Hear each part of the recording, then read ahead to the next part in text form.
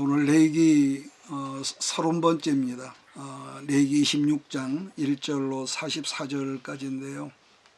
이제 12월 10일 아침에 하나님께서 우리 주신 말씀은 말씀으로 깨어지면은 말씀이 스며든다는 제목입니다. 이게 본문 말씀 레위기 26장은 신구약 전체 영적 역사를 압축해 놓은 장이라고 할 수가 있는데요. 제일 중요한 개념은 바로 성령님이 우리에게 오셔서 우리 마음에 할례를 행하시는 개념으로, 아마 이런 경우는 신약에서 말씀하는 성령 충만함과 연결되는 개념이라고 보면 좋겠습니다. 다르게 말한다면은 레위기 26장은 영적 세계가 어떻게 출발하는가를 말해주는 개념이라고 할 수가 있는데, 그런데도 그 형식은 우리가 잘 아는 신명기적 사고로 되어 있다는 점인데, 사실상 신명기 성경은 전체가 축복과 저주가 어우러진 거 아닙니까? 그래서 우리가 축복은 좋아하지만 축복 속에 묻혀버려 저주가 항상 따라다닌다는 거죠.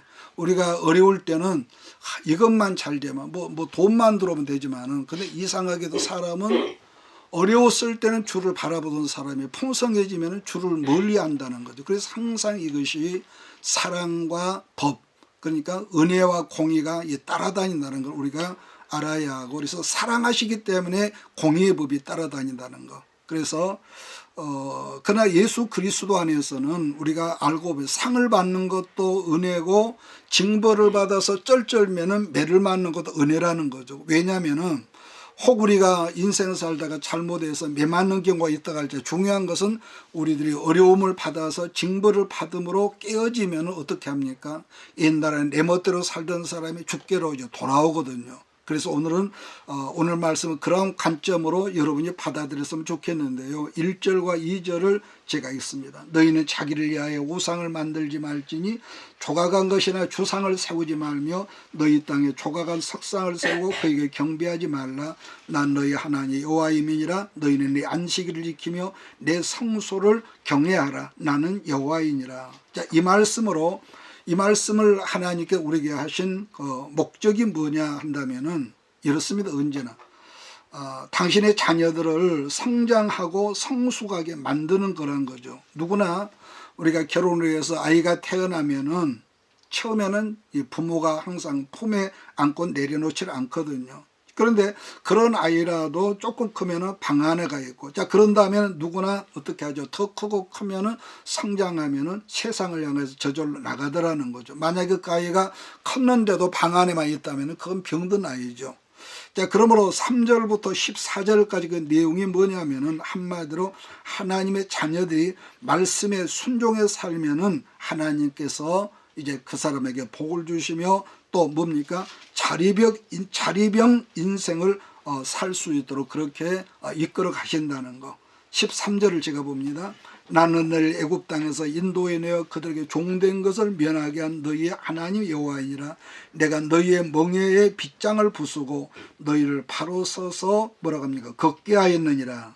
여러분, 우리가 지난주에 살폈던 레위기 25장에서 여러분 기억합니까? 안식년과 그 다음에 뭐였죠? 고엘법, 토지 무르기, 그리고 노예 속량법 등등을 우리가 말씀해 주실 이유가 뭐냐면은, 결론은 뭐죠? 우리를 성숙케 하게 하고 율법 아래 있지 않냐고 자유를 주신다는 말씀인데, 그러니까 하나님은 당신의 자녀들을 사랑하시기 때문에 언제나 우리는 그러죠. 하나님이 사랑하시면 이러겠냐, 그렇게 철없는 소리를 하는데요.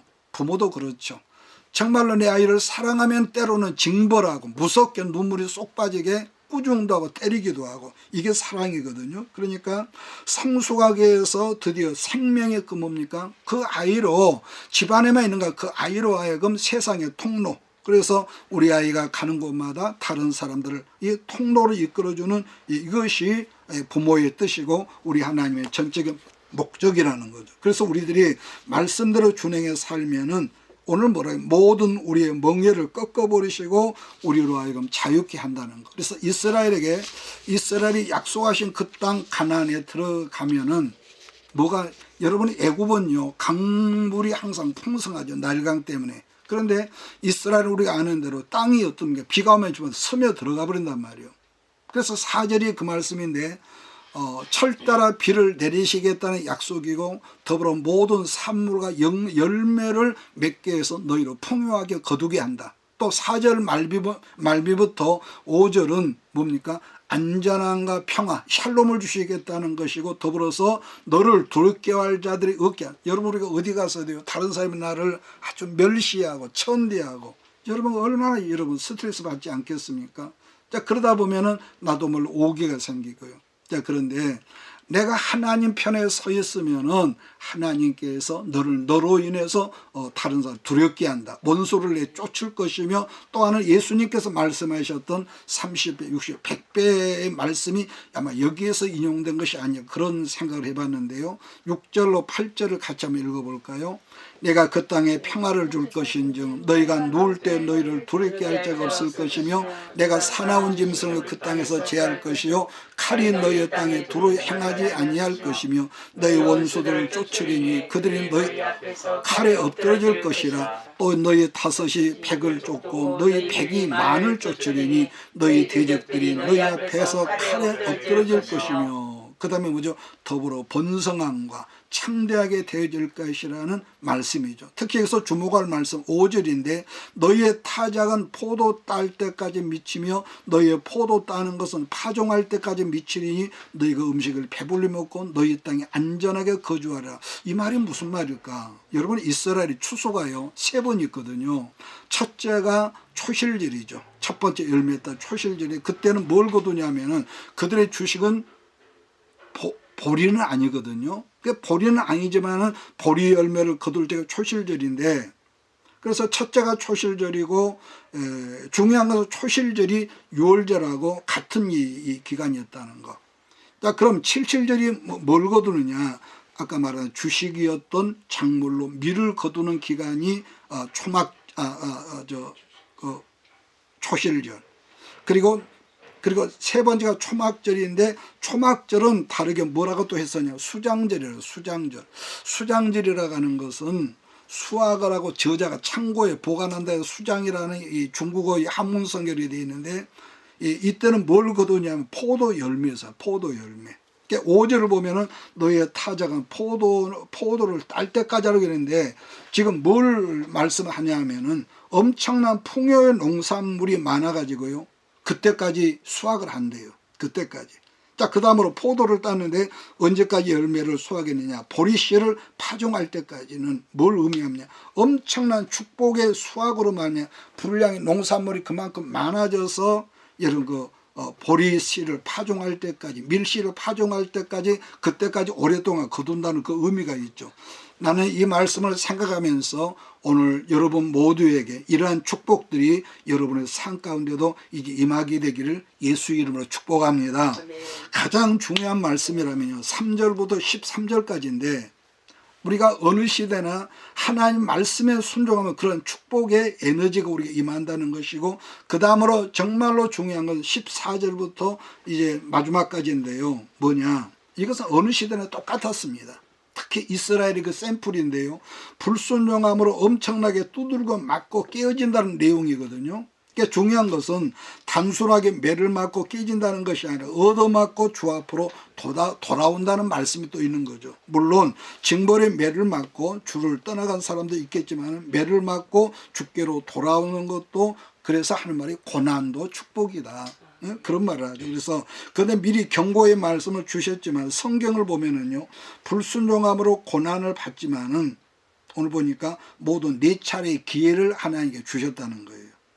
4차례의 기회를 주셨지만은 그런데 중요한 것은 그때마다 하나님의 백성들이 자기들 마음에 안 드니까 거절을 했다는 점인데 근데 여기서 더 우리가 한 가지 중요한 것은 뭐냐면은 내가 말씀을 거절하고 불순종했을 때마다 무려 7배 가증된 고난을 하나님께서 플러스해서 그 사람으로 힘들게 했다는 거예요. 자, 그런 의미에서 우리는 애굽의 바로왕의 교만함으로 하나님은 말씀을 거절한 것 때문에 이 바로를 욕할 때가 있지만요. 그런데 알고 보면은요 하나님의 택하신 이스라엘은 똑같았다는 거예요. 우리는 그러죠. 하나님 백성이 그럴 수 아니요. 말씀에서 멀어지고요. 주신 축복 속에 매몰되면은요. 이스라엘 백성의 바로왕이 똑같습니다. 그런데 거기만 볼 것이 아니라 말세를 살고 우리들 역시도 그렇기 때문에 오늘 이런 말씀이 우리의 거울이라는 거죠. 왜냐하면은 우리도 하나님 말씀이 내 마음에 맞으면은 순종하고, 그 다음에 내 생각 내 마음에 맞지 않으면은 하나님 말씀을 전혀 모르는 세상 사람들처럼 거절하면서 개싸하거든요. 될 대로 되거라. 그런데요, 옛말에 눈치가 빠르면은 우물가에서도 숭늉을 얻어먹는다는 말이 있듯이 이것이 지금 하나님의 꾸준함이고, 여러분의 삶 속에 이건 여러분도 마찬가지, 나도 마찬가지입니다. 그래서 어떤 작은 거 하나라도 이것이 하나님의 꾸준함이고 하나님의 징벌이라고 여러분 깨닫고 생각된다면요, 얼른 불순종의 자리에서 돌아서서 여러분 무릎을 꿇으십시오. 하나님, 제가 좀 잘못했습니다. 그러니까 뭐 길게 할 것도 없고 진심을 다해서 회개하라는 것. 그러니까 늘 제가 하는 말이죠. 어떤 큰 어마어마한 어떤 큰 사건이 터지고 난 다음에야 그때 가서 뭐 돌아서거나 그때 회개한다 하지 말고, 평소에 작은 어떤 실수하는 게 있더라도 아차 이것이 하나님의 부르심이고 하나님의 사인이구나 한다면 얼른 그때 깨닫고, 그래서 베드로가요, 그 저주하고 큰 소리를 빵빵 쳤던 베드로가 여러분 어떠죠? 닭 소리를 듣고 나서 그가 울었다고 회개했다고 하는 말씀이 있거든요. 그래서 항상 우리가 말씀에 중심하면은요, 엉뚱한 길로 가다가도 돌아서거든요. 이게 말씀이 주는 권세입니다. 14절 17절을 같이 읽습니다. 시작.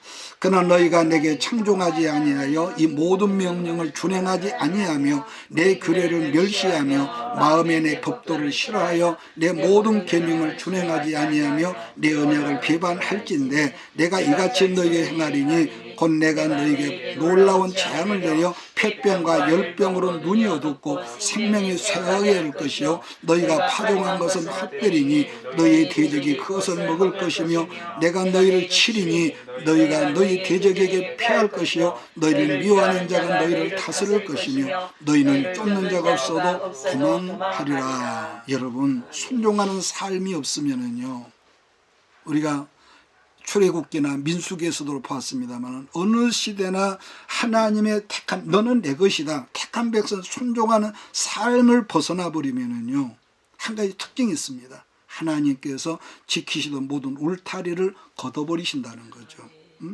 우리가 불순종하면 1차적으로 첫째는 하나님의 그 보호하는 생명력이 약화되고요, 도리어 내가 뭔가를 하지만은 결국은 남 좋은 일만 했더라 하는 것은 우리가 지난 세월 속에 살아오면서 그랬겠구나, 이런 우리가 말씀을 우리가 음미가 되거든요. 그래서 하나님이 1차부터 2번째, 3차, 4차까지 이 기회를 주시겠다는 건데 18절부터 20절 말씀을 보면 이런 말씀이 있거든요. 또 만일 너희가 그렇게까지 되어도 내게 청종하지 아니하면, 청종이란 뭡니까? 듣고 순종하지 아니하면 너희의 죄로 말미암아 내가 너희를 7배나 더 징벌하리라. 19절 내가 너희의 세력으로 말미암아 교만을 꺾고 너희의 하늘을 철과 같게 하며 너희의 땅을 녹과 같게 하리니 너희의 수고가 헛될지라. 땅은 그 산물을 내지 아니하고 땅의 나무는 그 열매를 맺지 아니하리라. 특히 19절 말씀을 보면 하늘은 철과 같이 되고 철과 같이 하고 농사를 짓는 땅은 노처럼 녹가게 된다는 거예요. 그러니까 뭐랄까요, 한마디로 말하면은 우리가 불순종하는 그런 라이프 스타일에 젖어 있으면은 너는 뭘 하든지 안 되는 인생으로 점찍힌다는 거죠. 여러분, 이 말씀이 여러분에게 크게 와닿기를 바랍니다. 왜냐하면은 아까 그랬잖아요. 우리가 힘들고 없고 어려움 당할 때는 순종하고 예배 중심이지만은 어느 순간부터 뭔가 내 힘이 생길 때는 더 잘 믿을 것 같죠? 아니요. 제가 지금까지 한 40년 이렇게 살아오면서 보면은요, 나부터도 그런 건방진 마음이 들더라고요. 그래서 우리가 있을 때는 없을 때를 생각하고, 없을 때는 하나님 크게 주신 것도 하나님 감당하게 하소서, 항상 이렇게 헌신된 우리가 청지기로만 여러분 사시면은 여러분의 그릇을 하나님께서 배나 더 크게 하셔서 감당하게 하는 역사가 있음을 믿습니다. 22절 내가 들짐승을 너희 중에 보내리니 그것들이 너희 자녀를 움키고 너희 가축을 멸하며 너희 수요를 줄이니 너희의 길들이 황폐하리라. 그러니까 보세요. 그래도 불순종하니까 이번에 어떤 재앙입니까? 전염병을 간다. 아무리 주의하지만은 전염병이 들어오면은 안 된다는 거. 그리고 주셨던 뭡니까? 주셨던 모든 축복들을 거두어 간다는 거. 이런 경우를 우리가 많이 보거든요. 25절 6절을 같이 봅니다. 시작. 내가 칼을 너희에게로 가져다가 언약을 어긴 원수를 갚을 것이며 너희가 성읍에 모일지라도 너희 중에 연병을 보내고 너희를 대적의 손에 넘길 것이며 내가 너희가 의뢰하는 양식을 끊을 때에 열 여인이 한 화덕에서 너희 떡을 구워 저를 너희가 먹어도 배부르지 아니하리라. 얼마나 무섭습니까? 여러분 그 계시록을 보면은요, 이제 점점 환경적인 재앙, 비가 안 오죠. 비가 뭐 어떤 데는 뭐 가뭄 들었다가 홍수가 나, 그러니까 농사가 안 나오니까요. 양식값이 엄청 비싸질 거 아닙니까?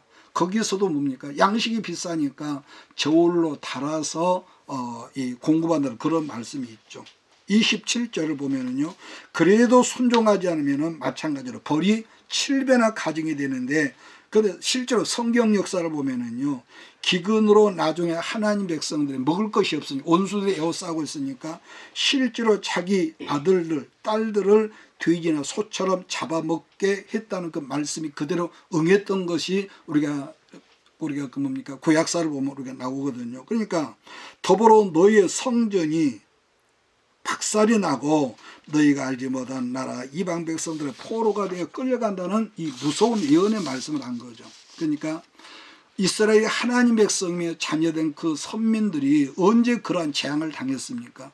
여러분, 그들이 먹고 살고 살만하고 그랬을 때에 선지자들의 말씀이 그들의 귓전에 들릴 때에 여러분, 모세를 통해서 오늘 이 말씀에도 1500년 후에 전혀 모르는 1400년경에 북왕국 이스라엘은 아수르에서 완전히 거기는 형체가 없어져 버렸습니다. 그만큼 북왕국 이스라엘 10지파가 악랄했다는 거예요. 뭐 신천지는 뭐 12지파를 만들고 헛소리 하지만은 북왕국 이스라엘은요, 완전히 그 자체가 없었죠. 아수르가 그렇게 악랄했어. 근데 그만큼 악랄했다는 건 이스라엘이 그만큼 악랄했던 거 아닙니까? 그런데 140년에 북왕국이 망한 146년 후에 남왕국은 누구한테 망합니까? 바벨론에게 이 맨발로, 왕은 산채로 눈알이 뽑혀서요, 그 맨발로 끌려갔죠. 자, 31절 34절 시작. 내가 너희의 성읍을 황폐하게 하고 너희의 성소들을 황량하게 할 것이요 너희의 향기로운 냄새를 내가 흠양하지 아니하고 그 땅을 황무하게 하리니 거기 거주한 너희 원수들이 그것으로 말미암아 놀랄 것이며 내가 너희를 여러 민족 중에 흩을 것이요 내가 칼을 빼어 너희를 따르게 하리니 너희의 땅이 황무하여 너희의 성읍이 황폐하리라. 너희가 원수의 땅에 살 동안에 너희의 본토가 황무할 것이므로 땅의 안식을 누릴 것이라. 그때 땅의 안식을 누리리니. 여러분 보십시오. 안식, 땅 안식년이라고 그랬잖아요. 근데 안식을 하나 계속 욕심으로 그렇게 하니까 하나님께서 그 땅을 비워지게 만들죠. 즉 하나님께서 눈 위에 말씀한 땅이 그들을 토해버린 거죠. 그러니까 사람이 없으니까 자연히 그 땅이 뭐죠? 비어있으니까 안식이 되는 거죠. 안식. 그래서 하나님께 모세를 통해서 예언한 그 말씀 그대로 아까 그랬죠. 북왕국은 아수리에, 남왕국은 바벨론에 이렇게 전쟁 노예가 되어 끌려간 거죠. 그게 이스라엘 역사인데, 그래서 불순종하면 결국은 깨어지다가 노예가 되어서 이렇게 끌려간다는 것. 자, 그런 점에서 역대하 성경이나 에스라 성경을 보면 이스라엘 백성들이 불순종함으로 안식년을 지키지 않으니까 그 땅을 강제로 비워두게 한 다음에 억지로 그 땅으로 안식년을 누리게 한다는 말씀이 또 나오거든요. 그리고 여러분 그런 점은요, 지금도 마찬가지로 우리들이 하나님 말씀을 듣고도 알고도 말씀에 불순종하면은 하나님께서 그 사람을 강제로 안식시키시려고 어떻게 하겠습니까? 사람에 따라 어떤 몇 달 동안, 어떤 사람이 몇 년 동안 감옥이나 병원에 집어넣어놨다는 간증들을 우리가 듣거든요. 거기서 깨닫는 게 뭐겠습니까? 아, 내가 잘못 살았구나. 불순종한 이스라엘 강제로 안식을 시키겠다는 말씀이 레위기 26장 35절 36절인데요. 너희가 그 땅에 거주한 동안 너희가 안식할 때에 땅은 쉬지 못하였으나 그 땅이 황무할 동안에는 쉬게 되리라. 너희 남은 자에게는 그 원수들의 땅에서 내가 그들의 마음을 약하게 하리니 그들은 바람에 불리 잎사귀 소리에 놀라 도망하기를 칼에 피하여 도망가듯 할 것이요 쫓는 자가 없어도 엎드러질 것이라. 그들은 쫓는 자가 없어도 칼 앞에 있음 같이 서로 짓밟혀 넘어지리니 너희가 원수들을 맞설 힘이 없을 것이요. 여러분, 이런 점은요, 한 개인이나 가정이나 교회 공동체나 한 나라는 인류 역사가 똑같습니다. 하나님 말씀대로 되어왔음을 여러분이 알지 않습니까? 그래서 하나님 제일주로 살라고 그랬더니 인류 역사가 하나님 말씀 되어왔음을 이스라엘 통해서 좀 보거든요. 그러니까 이렇습니다. 그러니까 제가 말을 잘못했나요? 하나님 제일주로 살라고 그랬더니 어떤 사람은 자기 자식들이 하나님 자리에 앉혀둔 그런 경우가 있거든요. 여러분, 우리가 이것은 정말로 우리가 자식이 많든지 적든지 우리가 주의해야 하는데요. 왜냐하면 우리 아이들을 사랑하고 정말로 잘 가꾸는 부모가 돼야지만은 문제는 뭐냐? 내 아이들을 하나님 자리에 앉혀두면은 결국은 자녀가 잘 되는 게 아니라는 거죠. 이건 정말로 무서운 말입니다. 반복하지만은 말씀대로 순종하며 살면 생명과 축복의 통로가 되겠는데 말씀을 불순종하다 보니까 한 번씩 거기 갈 때마다 징벌이 약간 몇 번씩 오른다고 해서 7배씩 더 가해진다고. 그래서 옛날 어른들은 말이 그랬습니다. 손자 예뻐하니까 그 손자가 나중에는 할아버지 수염을 잡아다니고 뺨 때린다는 그런 말도 있죠. 중요한 것은 이스라엘이 반복하며 불순종으로 징벌을 받아서 바벨론의 포로로 잡혀간 것으로만 그들의 역사가 끝이라면 그때나 지금이나 하나님 앞에 남아있을 사람이 누가 있겠습니까마는 하나님은 우리가 징벌 가운데 우리가 인생 살다가 혹은 꼬이고 힘들어서 꼼짝 못할 때가 있거든요. 그럴 때 우리 마음이 낮아지고 겸손히 우리가 주 앞에 있으면 하나님의 속성은 뭐냐? 네가 낮아졌느냐? 높여주시는 하나님의 속성이라는 거예요. 이게 중요합니다.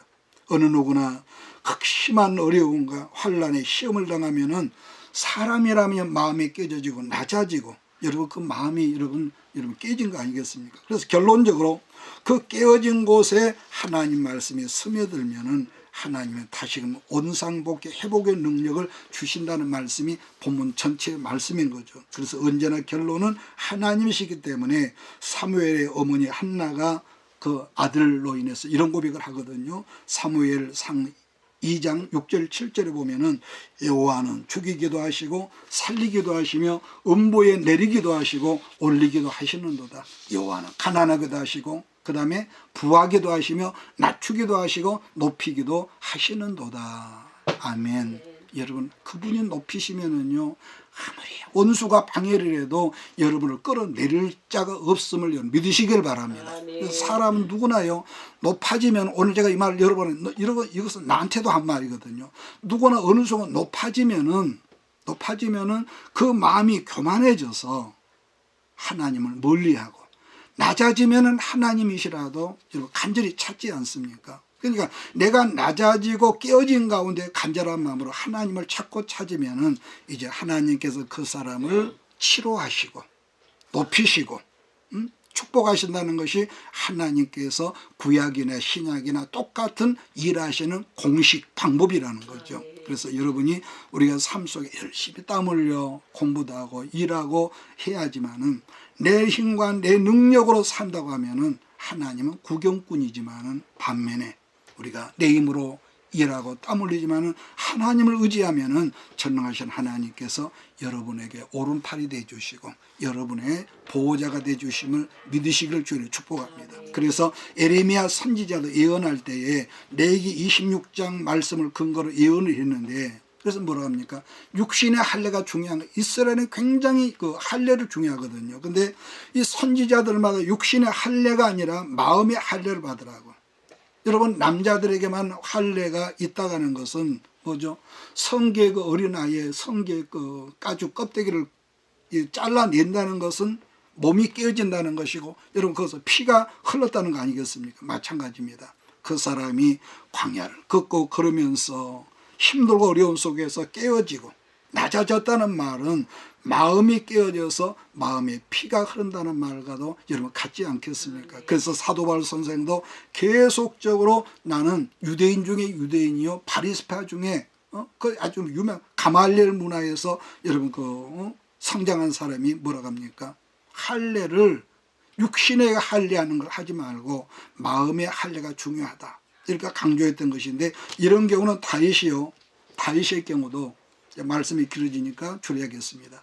다윗이 그 마음이 먹고 살만하고 교만해질 때 범죄했다가 어떻게 합니까? 범죄하고 나니까 하나님께서 가시를 보내죠.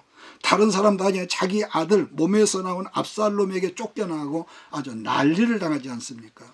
그처럼 씁쓸한 고난의 과정을 다윗이 겪고 난 다음에 다윗이 깨달은 것이 뭐냐면은 시편 51편 말씀 보면은 하나님이 구하시는 제사는 상한 심령이다.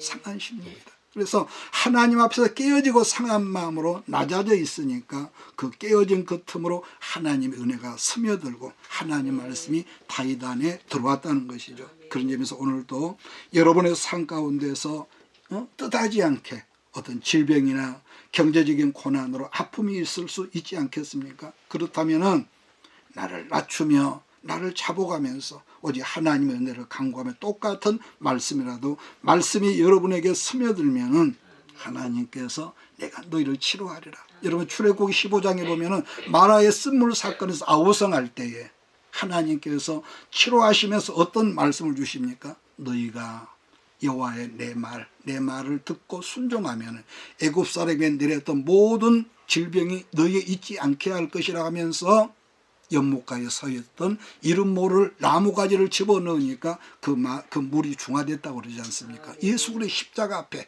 우리가 엎드리면 그렇죠. 28절 29절을 보면서 말씀을 정리해 나갑시다. 28절 시작. 모로 표면 로마서 2장을 제가 있습니다. 로마서 2장 28절 우리 한번 같이 읽읍시다. 로마서 2장 28절이죠. 같이 읽습니다. 시작. 무릇 표면적 유대인이 아니요 표면적 육신의 할례가 아니라 오직 이면적 유대인이며 할례는 마음에 할지니 영이 있고 율법 조문에 있지 아니한 것이라 그 칭찬이 사람에게서가 아니요 다만 하나님에게서니라. 여러분 마음의 할례란 계속적으로 나오는 선지서들의 뿌리가 되는 말씀이라는 것인데, 그래서 41절에서 42절을 보면 이랬거든요. 41절 내이기 나도 그들에게 대항하여 내가 그들의 원수들의 땅으로 끌어갔음을 깨닫고 그 할례 받지 않은 그들의 마음이 뭐죠? 낮아져서 그들의 죄악의 형벌을 기쁘게 받아. 하나님이 이렇게 하셨네요. 하나님으로 그렇게 기쁘게 받으면 그 다음에 내가 야곱과 너희 조상 야곱과 맺은 내 언약과 이삭과 맺은 언약을 기억하며 아브라함과 맺은 내 언약을 기억하고 그 다음에 뭐죠? 그 땅을 기억하리라. 고난 가운데 있는 그 땅을 기억하리라. 여러분 그렇습니다. 말세를 살 우리들 역시 하나님 앞에서 마음의 할례를 받으면은 우리는 뭐죠? 변화의 역사가 일어나고 우리는 항상 내 삶이 치료가 돼야 한다지만은 성경은요, 네 마음의 할례를 받으면은 네 삶은 네 범사는 저절로 치료된다는 그런 방식으로 말씀한다는. 그러므로요, 어느 시대 누구라도 깨어진 심령으로 말씀이 들어가면 어떤 역사가 벌어지냐면은 우리의 삶 속에 역전이 벌어진다. 역전 아시죠? 그런데 사실을 보면 우리의 마음은 하나지만은 마음에 깨어지는 것은요 두 가지가 있더라고요. 두 가지. 깨어지는 하나인데 깨어지는 방법이 두 가지. 3절로 13절까지 나오는 말씀같이 마음이 깨어지는 것 두 가지라고 했는데 그 중에 하나는 나의 불순종함으로 말미암아 고난을 당함으로 깨어지는 것이 있거든요. 그러니까 보편적으로 지금 말한 패턴이 제일 많습니다. 보면 어려움 속에서 깨지고. 그래서 시편 91편에 있는 말씀 119편에 어려움을 당할 때 내가 그걸 몰랐는데 어려움을 당하고 보니까 주의 윤례를 내가 배우게 됐다는 그 말이거든요. 그러니까 사실 얻어 터지고 난 다음에도 당당한 사람은요 정신병자가 아니라 없을 것입니다. 그러나 누구라도 그 마음이 깨어지면은 여러분도 이렇게만 놔도 우리는 사실 하나님의 탕자 아닙니까? 탕자니까 그때보다 하나님이 가까이 느껴지고 삶 속에서 다른 사람의 어떤 모습에서 그 모습이 하나님의 어떤 메시지로 보인다는 거죠. 그러면 그때부터는 하나님의 기도 응답의 내용도 달라지더라는 거. 우선 하나님, 우리가 어떻게 하죠? 평소에는 뭐 제목이 많아. 이것도 기도하고 그런데 어려움 속에 있다 보면요. 기도하는 내용이 아주 간단, 심플해집니다. 심플해져.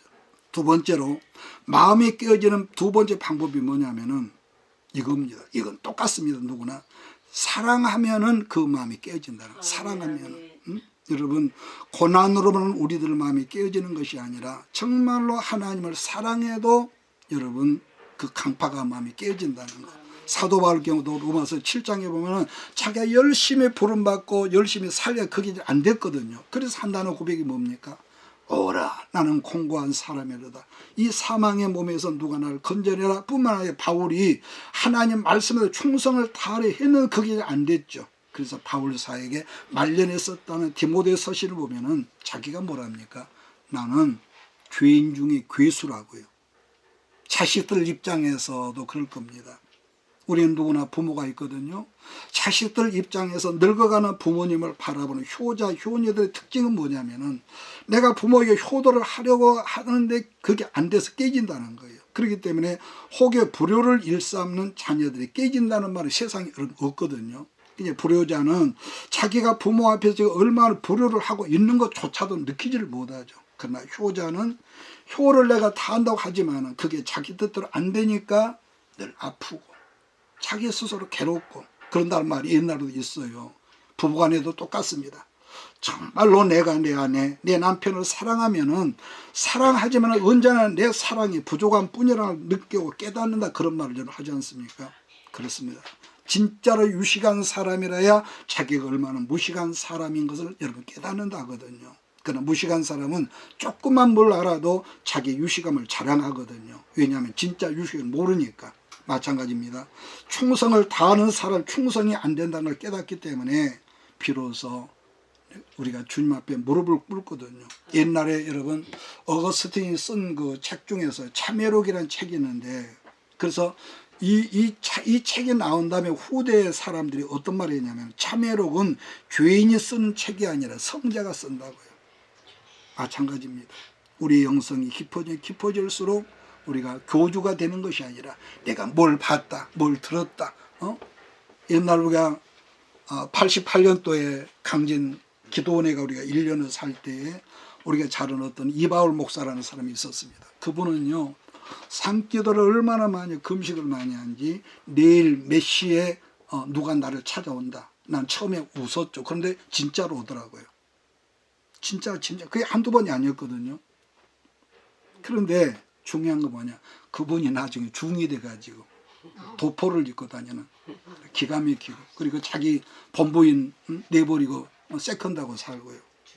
그래서요 이 신앙이 그러니까 우리가 은사는 좋지만은 말씀이 없는 은사는 잘못된다는 거 아니겠습니까? 나는 올해 이제 2023년을 마무리하는 가운데서 성도 여러분들이 하나님을 더 뜨겁게 사랑하고 깨어지는 은혜가 늘 새롭게 나타나기를 주의로 축복합니다. 그래서 지난번에 말했죠. 예수 너무 잘 믿으려고 애쓰지 말고 어찌하든지 예수님과 친하게 지내는 우리가 돼야 한다는 거. 사실 우리가요 의롭고 진실해서 하나님의 자녀가 되는 건 아니거든요. 이스라엘이 때로는 불순종해서 엄청난 징벌을 당하고 포로로 잡혀도 갔지만은 지금까지 세계 역사를 보면 그 작은 나라 이스라엘 괴롭혔던 그 많은 강대국들이 우리가 보십시오. 노마, 바벨론, 아수르, 메데파사, 하나도 없거든요. 그러니까 지금 온 세계에서 팔레스타인을 지금 도려간다고 야단이지만은 이스라엘 꿈쩍도 안 하고, 하마스를 지금 완전히 망하게 하지 않습니까?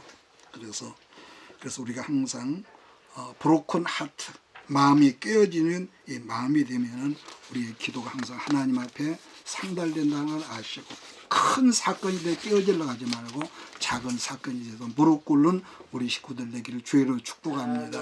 그래서 깨어지면은 말씀이 자꾸 스며들죠. 아멘. 근데 말씀이 그들 심령에 심어지니까 그때부터 성경이 뭡니까? 말씀이 우리 심령 속에 심어드니까 범사에 하나님의 도우심이 나타나더라는 것이죠. 아멘. 에스겔 47장 6절을 보니까 이 강물이 이르는 곳마다 번성하는 모든 생물이 살고 또 고기가 심이 많으리니 이 물이 흘러 들어가므로 그랬습니다. 이 강물이. 또 에스더 성경을 보면은 하만 하나 때문에 이스라엘 백성이 한날 한시에 도륙을 당하는 운명이 있는데 에스더 한 사람 때문에 모든 거 역전이 되지 않습니까? 그러니까 우리가 능력인 힘으로만 본다면은 이스라엘보다는 바로왕이 포로였던 이스라엘보다는 하만이라는 총리가 또 어린 다윗보다는 골리앗이 엄청 강했지만은 다윗 안에 살아계신 말씀이 흘러들어오니까 역전이 벌어지고 수천 년이 있었던 승리의 부림절이 에스더 때문에 지금도 이스라엘에서 설이나 명절처럼 그렇게 부림절이 지금도 지켜진다는 거죠. 그래서 우리 하나님은 여러분과 나, 우리 교회를 역전시키는 하나님인 것을 나는 믿습니다. 그래서 이런 역전시키는 아름다운 역사가 여러분의 삶 가운데 있어지기를 주의로 축복합니다. 그런 점에서 레위기 26장은 신약의 끝머리에서 조망을 해주는 메시지라고 보는데요. 인생은 누구나 본질적으로 악하니까 깨어질 수밖에 없는 구주지만 그러나 굳이 깨어져야 한다면 어려움을 당하고 깨어지지 말고 하나님을 사랑하고 그래서 부부간에 서로 사랑하고 사랑함으로 깨어지는 우리 모두가 되어지기를 예수 이름으로 축복합니다. 그래서 우리는 금년으로 12월 우리가 30일로 인해서 레위기 강해는 다 끝이 나고 신년에는 가능하면은 창세기로 시작을 하려 합니다. 먼저 이제 첫 달에는 성막으로 우리가 아카데믹하게 그렇게 목회자들이 하는 그런 강해가 아니라 여러분들이 알아듣기 쉬운 그렇게 성막으로 그렇게 좀 몇 주 시작하고 창세기를 하면 어쩔까 이렇게 기도하고 있습니다. 그래서 언제나 말씀의 강물이 여러분 안에 흘러들어서 항상 풍성하고 풍성해서 온 세상을 살리는 우리 모두가 되어야 할 줄 믿습니다. 기도하겠습니다. 이것이